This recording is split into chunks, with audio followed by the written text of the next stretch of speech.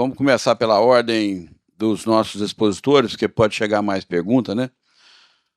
Então, primeiro para o Gustavo aqui, ó. Considerando que há um desequilíbrio entre recursos disponíveis para o SUS e as demandas crescentes para as incorporações, como as associações de pacientes veem e lidam com o aumento do uso desses recursos na saúde, como no caso das emendas parlamentares, mais de 20 bilhões em 2025.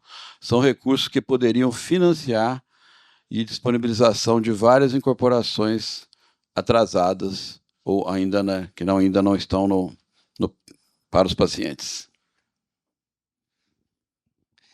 Gonzalo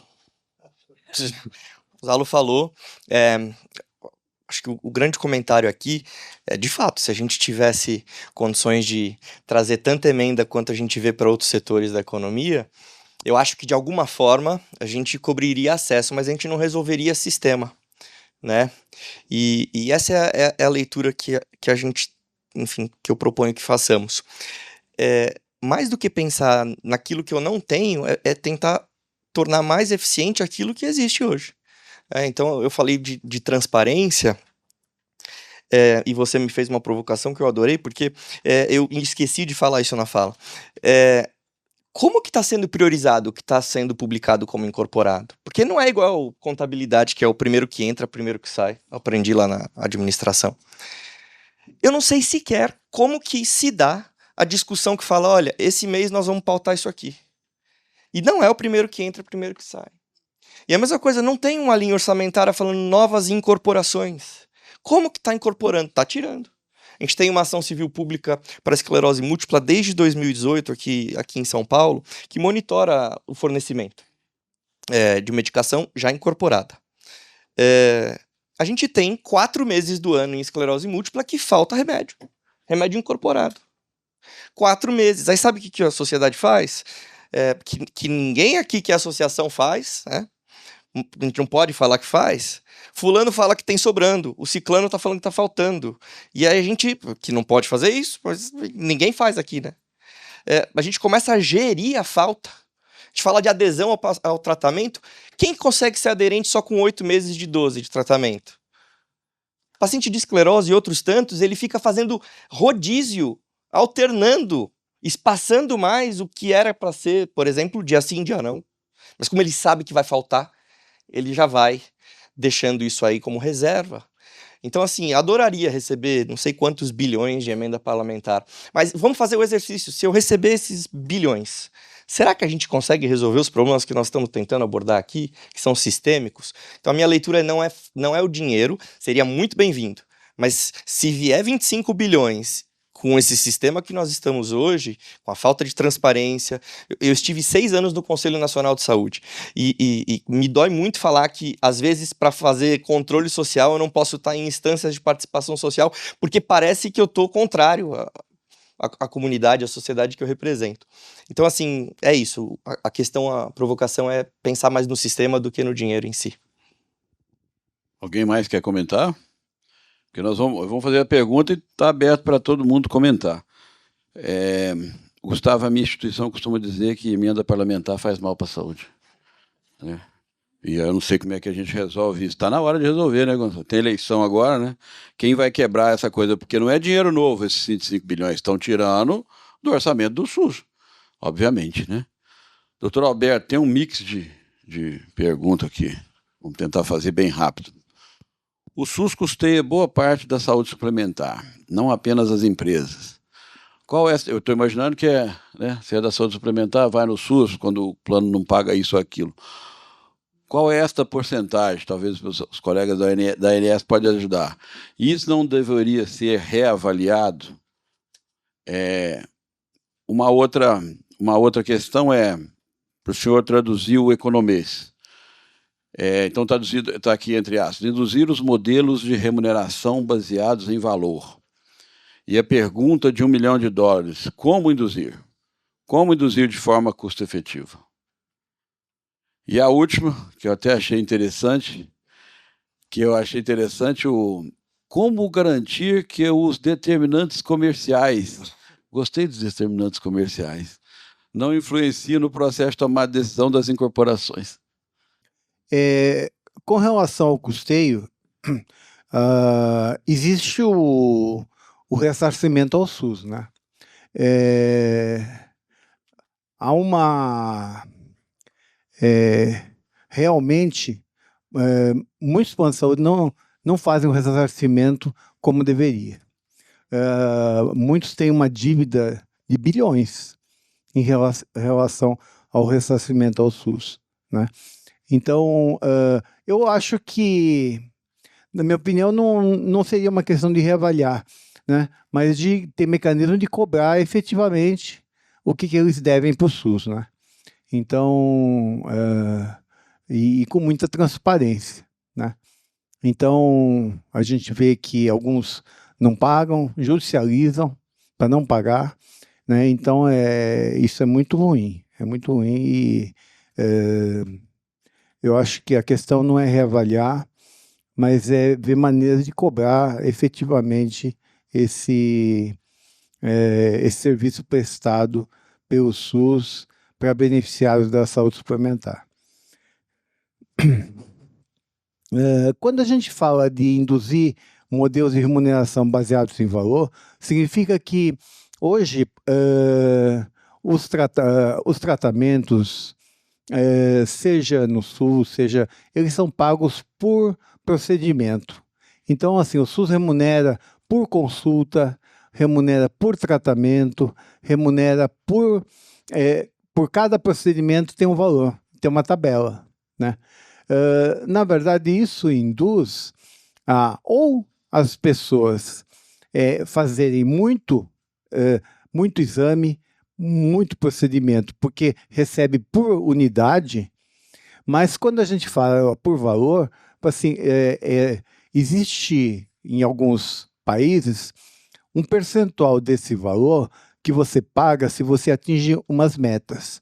Então, assim, eu tenho um território onde eu vou cuidar de uma população. Se eu atingir a meta de pacientes com hipertensão controlada, o Ministério pode repassar um valor 20% a mais, 30% a mais. Porque só atender a consulta, só fornecer o resultado, né? Vocês conhecem a regra das metades, né? Metade tem diagnóstico, dos que têm diagnóstico, metade trata, e dos que tratam, metade são controlados.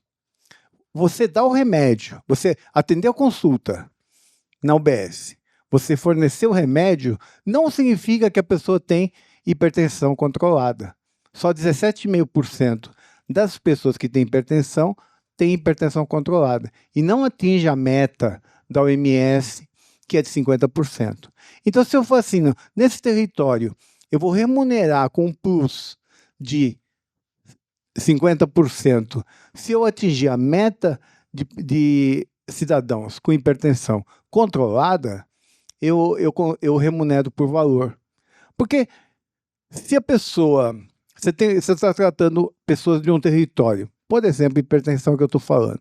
E se a pessoa adere ao tratamento, se eu construo um plano de cuidado bom, se eu acompanho, se o ACS vai lá ver se está aderindo, se é bom serviço ou não, ele vai ganhar do mesmo jeito.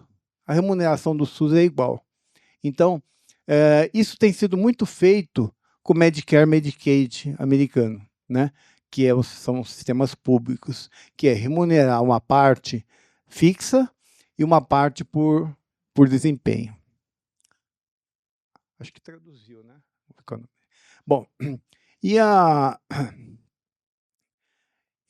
como garantir que os determinantes comerciais não influenciam o processo de tomar decisão e as incorporações, né? Bom, eu acho que no âmbito da Conitec e também da ANS, o jeito de fazer é usar evidência científica, medir quali, medir o quanto em relação a um tratamento que já existe, esse novo tratamento vai melhorar qualidade de vida, sobrevida, bem-estar daquela pessoa. Não é só incorporar porque é novo, né? Então, com isso, a gente evita a incorporação só pela novidade, né? Então, a gente tem visto na mídia essa discussão sobre determinados medicamentos milagrosos, né? Que não passaram nem na fase 1 de evidência e que estão sendo forçados a fornecer e pressionando a Anvisa, pressionando todo mundo. Quer dizer, isso não... Se a gente seguir as evidências científicas, mensurar a quali, o quanto melhora em termos de evidência, e seguir os passos de incorporação, a gente consegue mitigar o efeito dos determinantes econômicos de saúde, né?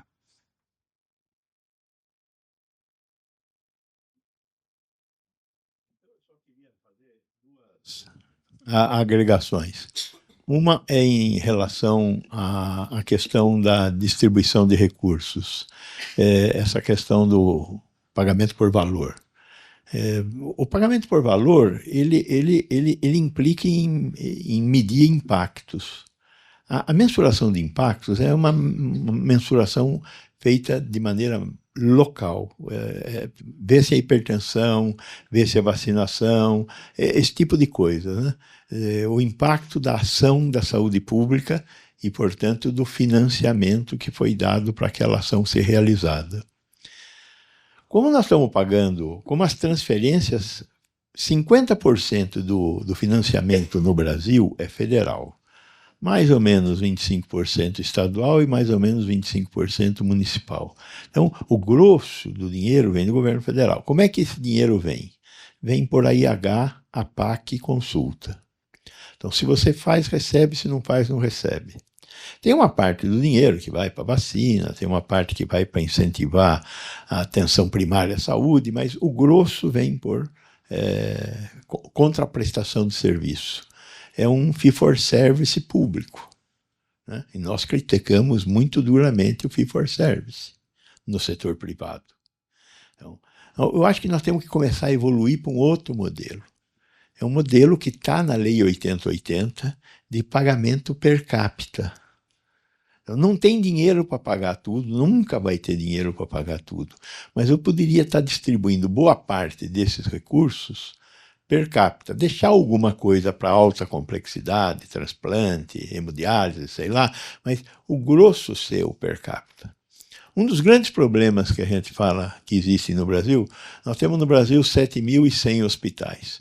Dos 7.100 hospitais, uma boa parte deles, 60%, tem menos de 50 leitos. Um hospital com menos de 50 leitos é pior do que um hotelzinho ruim.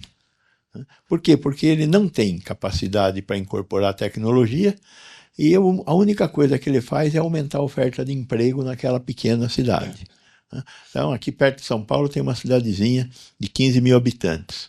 Aumentou muito a receita dela, porque instalou lá uma indústria de aço. Aí o que o prefeito fez? Abriu um hospital para que os nascidos naquela pequena cidadezinha chamada Araçariguama sejam araçariguamenses de nascimento e não são-roquenses. Porque esse povo ia nascer em São Roque, que fica a 10 quilômetros de Araçariguama.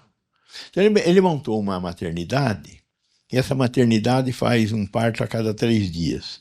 Mas ela tem 7 obstetras, 7 anestesistas e 7 pediatras todos os dias.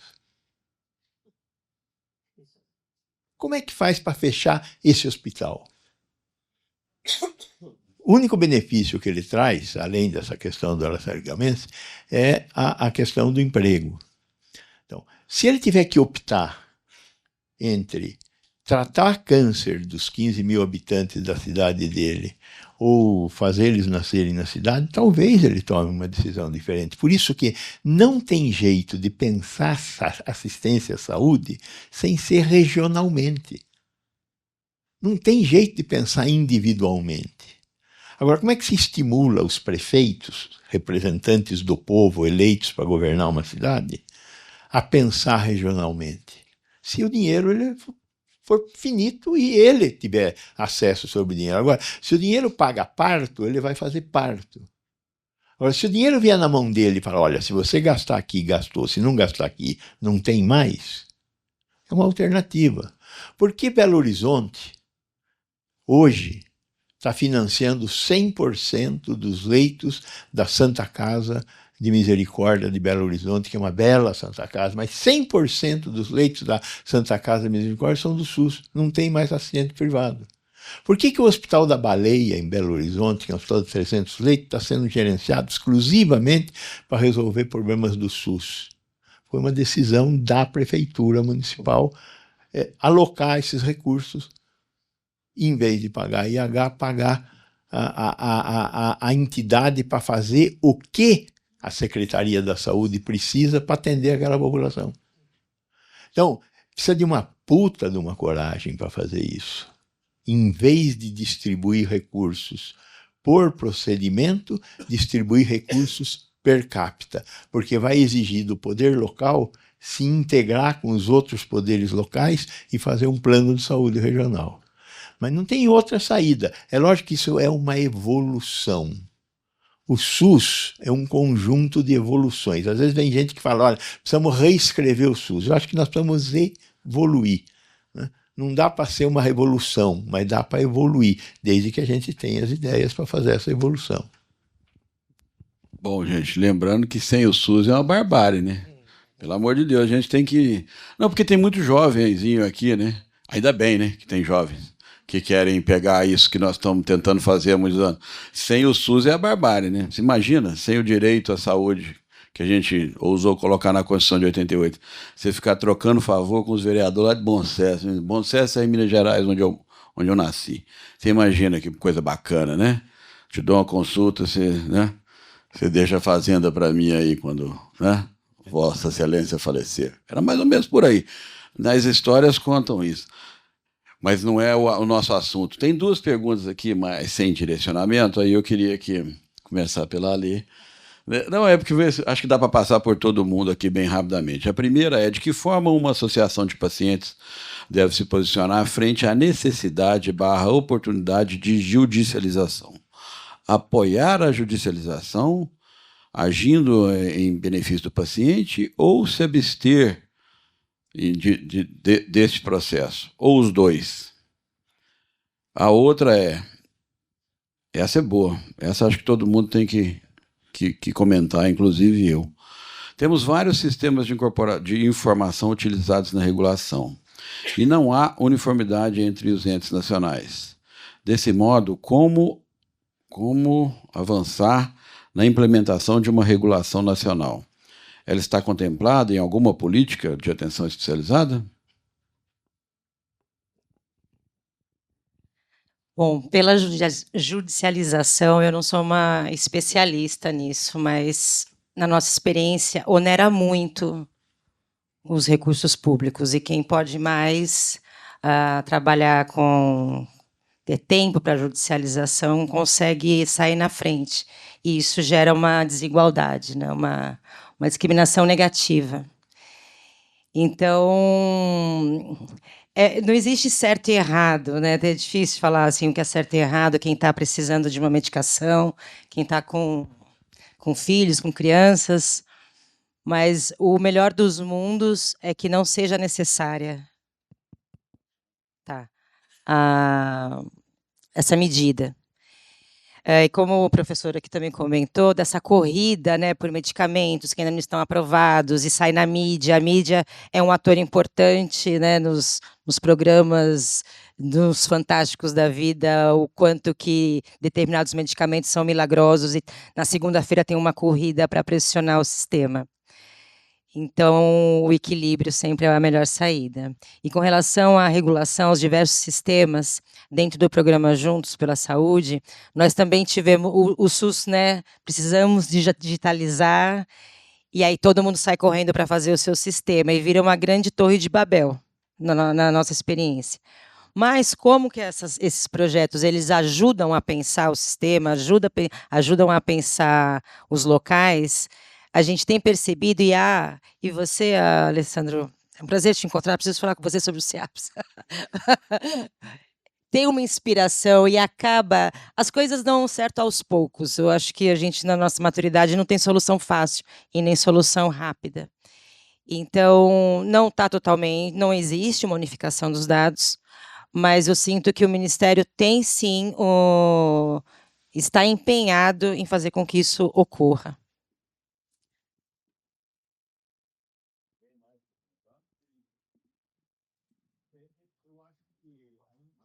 A judicialização, volto a dizer, judicialização é reestabelecimento de direitos, então não pode ser negado, ponto. E o pobre tem o mesmo acesso que o rico tem à judicialização? Lógico que não. Mas nós estamos melhorando um pouquinho aí com esse negócio de defensoria pública. Então, existe uma defensoria pública que pode atender o pobre. Então, para começo, judicialização é uma coisa. Agora, a ação do juiz é outra. Então, o judiciário deu uma melhorada nisso, criou as varas especializadas em saúde. Hoje, os 27 estados têm uma vara especializada em saúde. Isso é muito diferente de ter um juiz falando qualquer coisa. Segundo, todas as segundas instâncias dos estados hoje têm um núcleo de avaliação de tecnologia em saúde, tem um NATJUS, que auxilia esse juiz especializado a tomar decisão. Então, houve um avanço. A súmula 6061 do Gilmar Mendes ajudou bastante a você interpretar o que é judicialização, porque muita da judicialização é vontade de um médico desgraçado, um médico que não tem nada a ver, que ele não sabe o que ele quer, e aí ele de repente quer ganhar dinheiro só. Então ele ganha dinheiro vendendo alguma coisa da qual uma parte do dinheiro é dele. Boa parte dos oncologistas ainda ganham 10% do que eles prescrevem. E tudo bem, né? É antiético, mas acontece. Então, eu acho que a judicialização tem que ser repensada, e eu acho que nós temos que conseguir completar a leitura, depois da vírgula, do direito e dever, políticas públicas. E eu acho que o judiciário tem que se voltar a buscar quem não fez a política pública e propor uma punição para ele. A segunda questão, a questão da Torre de Babel, vejam, por que hoje um exame de laboratório pode ser pago pelo SUS na rede privada? Teve um tempo que vocês, jovens que estão aqui, não lembram, nós tínhamos laboratórios no Estado. Nós fechamos todos os laboratórios do Estado praticamente. Hoje está tudo mão na iniciativa privada, com qualidade. O que mudou? A interoperabilidade entre as máquinas que fazem exames. Hoje nós temos exames que fazem 7.000 exames por hora. O preço é piquititico. O custo mais importante de um laboratório hoje é logística, não é fazer exame. É levar o exame, o sangue para fazer o exame. Tem jeito de, neste país, ter um sistema de alguma coisa? Um país de 8 milhões e meio de quilômetros quadrados, 210 milhões de habitantes. Não tem jeito de ter um sistema. Eu já sonhei com um sistema único. De ter um sistema único para identificar as pessoas, para expedir carteirinha. O diabo. Não tem jeito de ter um sistema único. Tem múltiplos sistemas. E é melhor que assim seja, desde que eles sejam interoperáveis. Nós conseguimos fazer isso com dinheiro? Conseguimos. Os bancos hoje têm interoperabilidade. Todos os bancos têm interoperabilidade. Por que nós não podemos fazer interoperabilidade no SUS? Podemos. Basta a gente começar a desenhar sistemas que caibam em um determinado tipo. Aí tem um monte de coisa técnica que eu também não entendo nada, mas eu repito como um papagaio, desde que ele tenha um barramento que aceite aquela interoperabilidade. Então dá para fazer, mas tem que saber para querer. Quem não sabe, não quer. Não, eu estou ousando falar, né, depois dele, mas pero de espanhol para espanhol, aí outro ali também. Eu concordo, a gente é cabeça dura e ousado às vezes. Então, a leitura, quando eu vejo aqui a palavra associações de pacientes, a minha reflexão é que é delicado. É delicado porque em todo o processo onde a gente tem representação de paciente, nos processos de ATS, parece que a gente ainda, e agora aumentou muito esse espaço de participação, mas a percepção do valor agregado de incorporar o paciente nessa discussão não me parece a mesma dimensão que o próprio compliance cobra. Então, durante 2 anos eu liderei o comitê latino-americano da ISPOR, estudando a efetividade da participação social nas tomadas de decisão. Quando eu escuto falar em judicialização, eu lembro de 2 pessoas, uma delas eu já citei aqui, que é o Thiago Farina. O Thiago, ele fala que não tem uma judicialização, tem várias. Tem a judicialização daquilo que já foi incorporado e nunca chegou. Tem a judicialização, em 2024, participei da incorporação de um teste diagnóstico anti-aquaporina 4 para neuromielite óptica. Aí avaliou também a incorporação de uma tecnologia. A tecnologia não entrou, mas deveria ter entrado, porque quando a gente teve lá, acho que era a consulta pública 41 em 2023, que definiu o limiar de custo-efetividade, aquela coisa toda, definiu-se ali que precisaria ser atualizado pela inflação, a comparação do valor per capita. Se tivesse sido na avaliação de tecnologia daquele caso de neuromielite óptica, se tivesse sido atualizado pela inflação, teria entrado. Não entrou, porque não atingia lá, extrapolava o limite. Veja, extrapolar no final das contas é a paciência do paciente. E aí, por fim, eu trago a Vanessa Teich. A Vanessa Teich, a primeira vez que eu escutei ela falando isso, eu nem pai era. Hoje eu sou pai. Em dado momento, eu sou o pai do Bento, eu não sou mais o Gustavo. E quando eu sou pai do Bento, o que eu posso falar? Eu citei neuroblastoma. 3 semanas atrás eu estava escutando um pai cujo tratamento não existia no Brasil. Ele começou a seguir a empresa fabricante do tratamento. E ele entendeu que a diretoria, o e-mail do pessoal era a primeira letra do nome e os pontos sobrenome. Aí ele descobriu o nome do fundador da empresa, cuja filha faleceu com neuroblastoma. Aí ele mandou um e-mail, sem falar inglês, usou o Google Tradutor, mandou um e-mail para o fundador dessa empresa, fazendo a seguinte proposta: o remédio custava 9 milhões de reais. Ele falou: olha, eu tenho 2 para dar agora, a minha proposta é essa, eu te dou 2 milhões agora, daqui 3 meses eu consigo vender tudo que eu tenho, eu te dou mais 3 milhões, e a minha proposta é que você me dê 4 milhões de desconto. O cara respondeu, falou: não se preocupe em vender nada, você vai receber o tratamento. Mas quantos conseguem fazer esse caminho que esse pai fez? Agora, como pai do Bento, eu teria tentado fazer a mesma coisa. Eu não sei se eu teria sido tão inteligente quanto ele, mas eu teria tentado. Então, eu acho que é muito simplista a gente... e em nada eu concordo com a tua resposta, mas quando a gente associa a associação de pacientes a essa discussão de judicialização, não existe uma só. Como associação de pacientes, a gente não recomenda. Eu não indico sequer contato de ninguém. Em esclerose, a gente publicou um livro chamado Direitos Múltiplos. E aí, quando a pessoa tem qualquer dúvida jurídica, desde cadeira de roda no SUS, carro, tá aqui o livro, tá na página tal, tá lá escrito, você se vira. Mas como pai do Bento, eu judicializaria. Eu estou sendo muito pressionado aqui pela organização, que eu achei que eu estava nadando e eu estou afogando. Eu estou aqui, ó. Eu estou aqui com o que eu recebi, que é a organização do evento. Então eu achei que eu tinha um tempo enorme. Não tenho. Mas eu vou ter que fazer a última pergunta. Eu vou abrir mão da provocação que eu ia fazer no final, mas essa última pergunta não pode. Porque quem perguntou... Pode. Lá no almoço eu pego o microfone e faço. Vamos fazer a última pergunta, que aí vai passar por todos que já fazem as considerações finais. Ok? Essa é importante a gente fazer, porque eu acho que ela resume todo o processo da nossa mesa.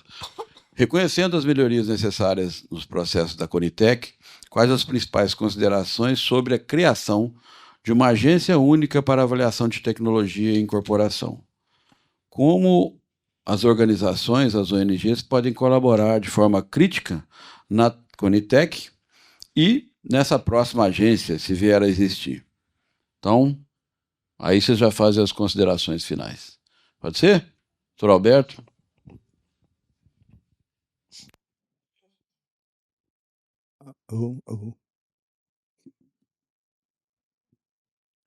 Bom, obrigado pela pergunta e obrigado pelo convite novamente. Eu acho que a gente tem que estar realmente é um tema que merece que a gente acompanhe com lupa dentro dessa agenda mesmo, né? Não é um processo simples, porque a incorporação exige essa discussão de orçamento, né? De recursos.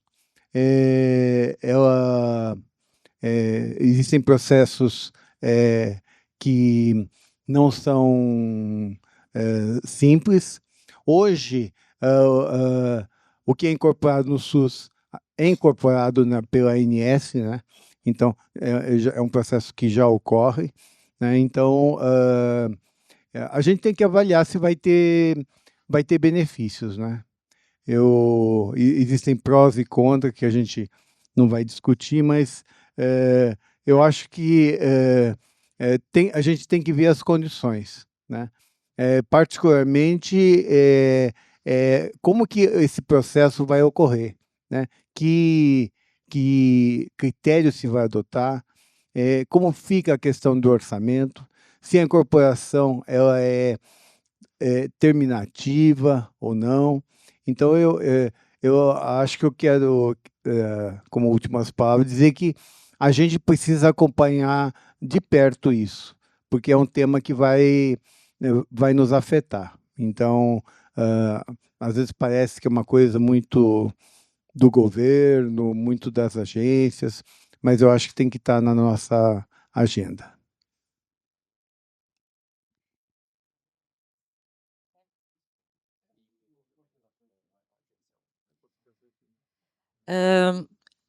No caso das ONGs, a gente percebe a capacidade e a oportunidade que elas têm de se aprofundar nos temas.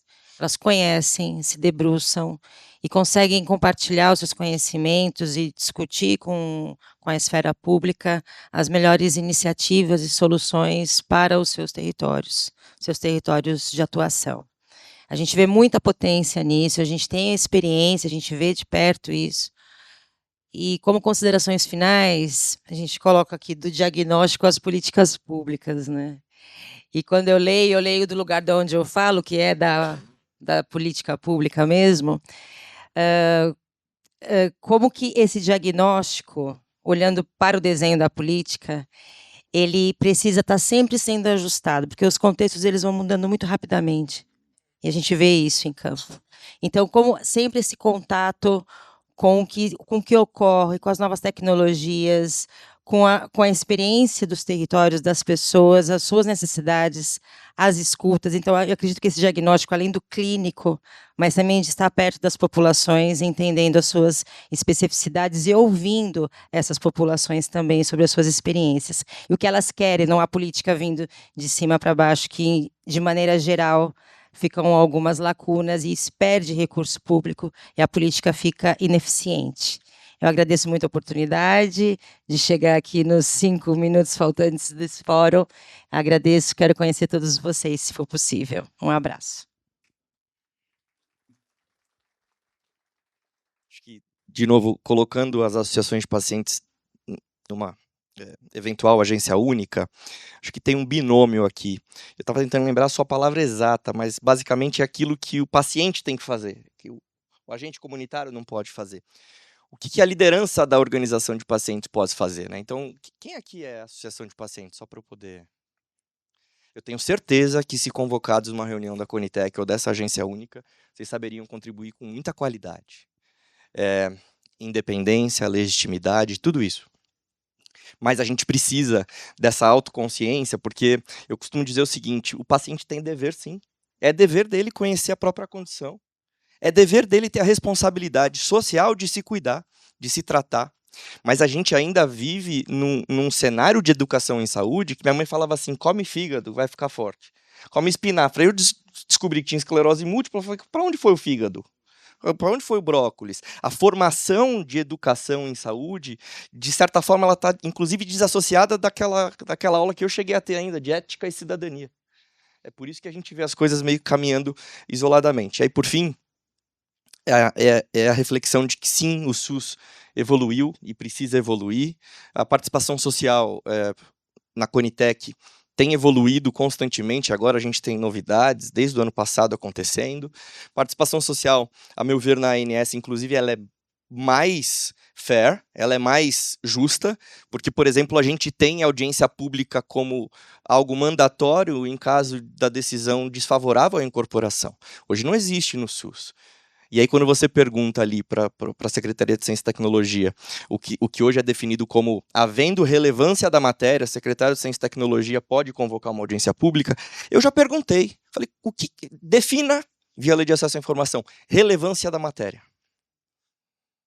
Então, eu acho que, assim, ambos sistemas têm coisas boas, a gente pode beber muito do sistema privado, mas a gente, enquanto liderança, também tem que se desenvolver. Então, no final, é um exercício coletivo mesmo. Eu sou muito favorável à agência 1. Eu olho para o modelo inglês. Eu olho por modelo inglês, o modelo do National Institute for Health and Clinical Excellence, o NICE. A Inglaterra é um país diferente. O NICE foi criado em 1999.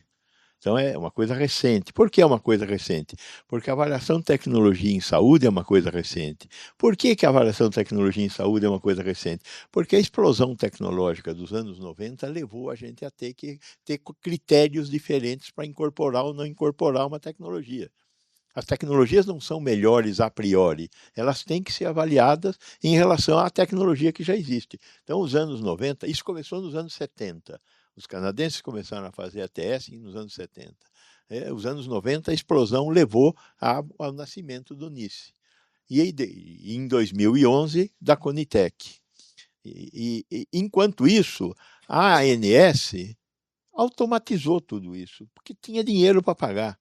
Esse é um dos problemas da assistência suplementar no Brasil.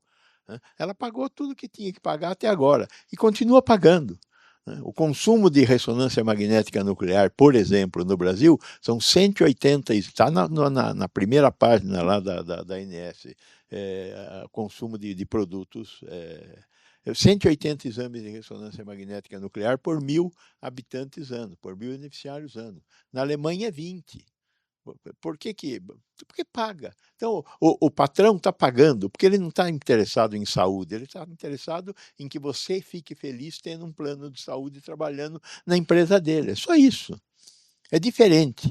Então, o SUS tem uma preocupação com saúde. Nós temos uma preocupação com políticas, com problemas, com muitos problemas. Então, primeiro, não existe uma solução ideal, todas as soluções terão problemas. Agora, ter um órgão de incorporação de tecnologia único significa que quem tem dinheiro e quem não tem dinheiro vai ter o mesmo tipo de tratamento. Quando a Dilma Rousseff se internou no Sírio-Libanês e foi tomar rituximab, que no SUS não tinha e lá para ela tinha, isso é uma vergonha, no mínimo, não é barbárie vergonhosa. Né? Então, não dá para. Então, eu acho que nós temos que ter uma agência única. E isso vai trazer problemas. Vai trazer problemas de financiamento, vai trazer problemas de judicialização, mas é o caminho eticamente mais correto. E eu acho que nós temos que caminhar nesse caminho. Tem projetos de lei em andamento no Congresso, e é óbvio que nós teremos que fazer a nossa voz aparecer para que essa seja a escolha da saúde brasileira. Que nós tenhamos uma agência única de incorporação de tecnologia para pobre e para rico. E isso significará que nós vamos ter um problema de financiamento no SUS, com certeza. Né? Embora o Zolgensma foi aprovado na Conitec e até agora está em discussão lá na ANS. Então tem essas... Nada é fácil, nada está resolvido. Tudo está sendo construído num tempo como esse que nós vivemos. Queria agradecer a oportunidade de estar aqui com vocês hoje e pedir desculpa dos exageros. Eu sou um gordo exagerado. Obrigado. Bom, obrigado, Mark, pela organização, obrigado por ter me colocado aqui nessa mesa, obrigado aos panelistas, acho que foi bem interessante. Vou ficar te devendo a resposta, porque o Mark, quando fica em pé, é porque já deu, entendeu? É porque, assim, provavelmente eu vou ficar uns 3 anos suspenso de coordenar alguma coisa aqui. Parabéns, obrigado a todos, gente.